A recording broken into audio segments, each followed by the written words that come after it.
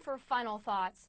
Last night we watched the President of the United States, Donald J. Trump, remind us what it means to be Americans, what it means to take pride in a hard day's work, what it means to keep promises made to the American people, all American people of every color, gender, background, and religion. He reminded us what it means to put America and Americans first. He cut through the identity politics, the fake news, and the mainstream media BS to remind us what his agenda and promise has produced. He had promised to cut taxes and got us a reform package that cut taxes for 80% of Americans. More than 3 million people have received a bonus since that tax bill passed in December. That's real money, Nancy Pelosi. Trump has also rolled back regulations and continues to unleash the free market. He's made the U.S. competitive on the world stage, creating jobs, higher wages, and hope for the American people. The president proudly stood to celebrate unemployment at a 17-year low and the lowest unemployment rates ever for Hispanic and African Americans. And what did the Democrats do? They sat.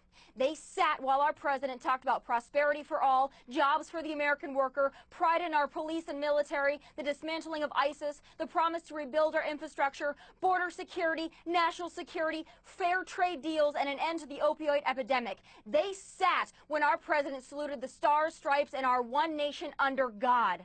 The Democrats chose instead to bring illegal immigrants to the State of the Union. They chose to put their resentment of Donald Trump over the American people who elected them to protect and serve the U.S. Constitution.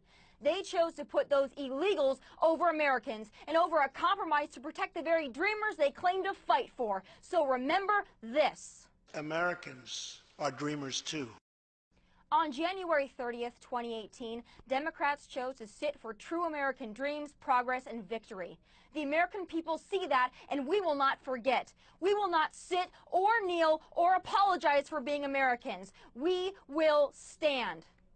The President's State of the Union address wasn't about memos, fake news, free things, illegal immigrants, Democrats, or even Donald Trump.